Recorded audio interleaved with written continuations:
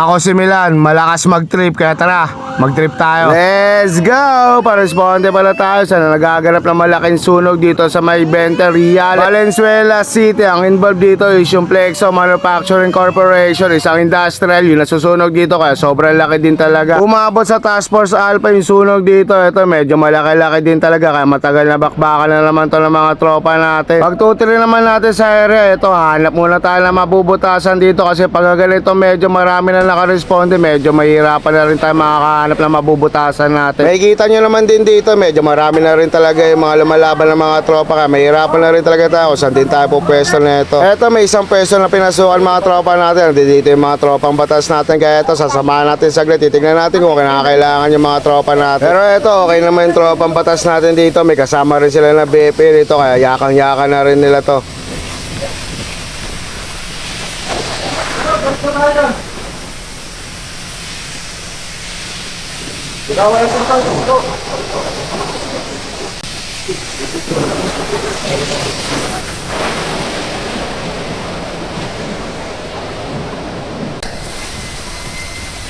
Ano ka, masaya? No, may pwede na tayo mapwesto na ito. Ano tayo mabubutasan dito? Dito naman tayo sa kabilang side na bali pegot lang din to. Ito yung kabilang side na pwede natin mabutasan. Kaya ito, nagpaalam na rin tayo sa unit ng ABP rito. At nung okay na ito, pinakuha na rin tayo ng Y dito sa mga linya para makabakbak na rin tayo. Tapos ito, lumapit sa atin siya natin tropa, si Arita. Ito nga ang problema, dito sa side na to, wala nang supply ng tubig. Kaya ito, lalatagan na din natin to papunta rin. Bali 5 linya ng 2 media, ilalatag natin para umabot doon yung tubig. Dahil wala na pumapasok sa kanilang supply ng tubig, dahil yung mga umaalis balik dito, medyo matatagalan talaga bago makabalik ulit yung tubig na binabagsak sa kanila. Kaya ito, lalatagan na din natin para meron na rin silang supply. Kumbaga, iba pa yung binabagsak sa kanila ng mga umaalis, iba pa yung mga nasa amin dito na supply ng tubig, bali nabibigyan pa rin natin sila. Ayun nga lang, hindi mo pa rin nahiram natin na Y dito kasi US yung trade nito, bali kinakailangan pa nito mag-convert. Bali kinakailangan pa rin ng coupling dito na Japan to US para makabit natin yung Y. Kaya ito, lilipat na rin mga tropa natin sa mata ng Caloocan. Hindi, pero yung linya natin nakasaksak na. Hindi pa. Lilipat niya natin yan. Oh, mata ng Caloocan. Pero yung mata ng Caloocan tayo.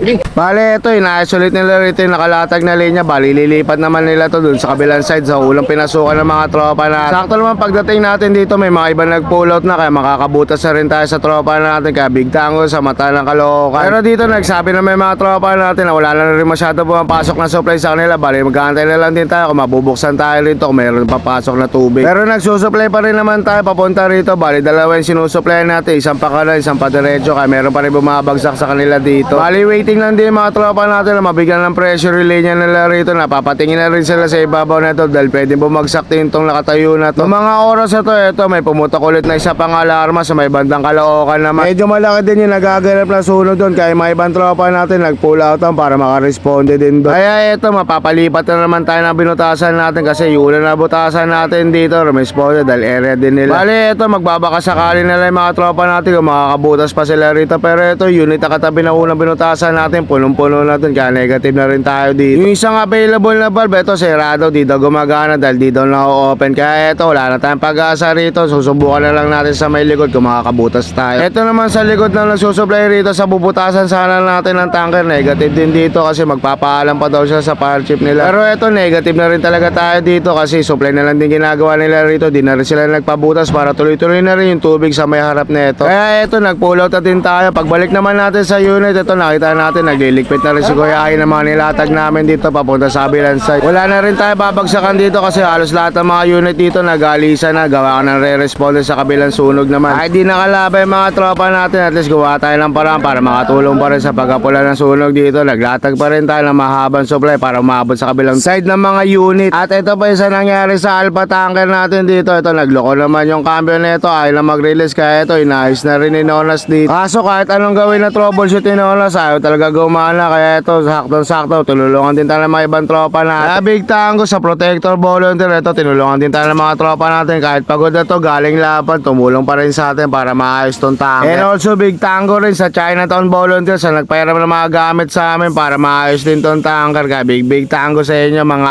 idol. Ito, nagbihis pa ulit yung mga tropa natin dito, baka sakali ulit na makalaban pa o makakapwesto na sila dito. Pero itong side na to, negative negative na rin sila makabutas dito. Gawa nga ng isang linya lang yung pinapagamit dito. Nagpapalit-palitan na lang din yung mga tao. Dahil itong side na ito ginagamitan na lang chemical to para mabilis mapula. Kaya ito negative na rin tayo makakabutas dito. Pwede din naman sila makalaban dito. Ayun nga lang, magpapalit-palitan. Medyo marami rin kasi nakaabang dito. Marami pa ibang tropa na malalakas pa kaya hindi pa rin sila pumupula. Ito naman sa kabilang side, yung malaking area na susunog dito. Ito negative na rin dito. Gawa na wala na rin pumapasok ng supply ng tubig. Ito wala na rin talagang pag-asa. Minsan talaga nangyayari din yung ganito. Kahit sobrang laki ng sunog, may pagkakataon din talaga na hindi makakabomba yung mga tropa natin. Sakto naman yung pagbalik ng mga tropa natin. Ito dumating na rin si Prof dito. Ito na yung tatapos ang problema sa tanker natin. Ito na si The Professor. Sakto naman yung mga ginawa na troubleshoot dito ni Prof. Ay hindi ko na yung sinabi dito nila boss pa to kung paano gagawin. Hindi ginawa ni Professor dito. Kaya ito naging okay din yung tanker natin. Makakauwi na rin tayo na ito. Buti na lang din talaga. Dumating si Prof. Tinulungan pa rin tayo dito. Habang nag-aantay tayo mga pag-atrasan dito. Ito shoutout muna natin sila. May bunga Pasig. Shoutout sa inyo mga lodi. So paano hanggang dito na lang dito ang video na to. Lahat kong papaalala sa inyo na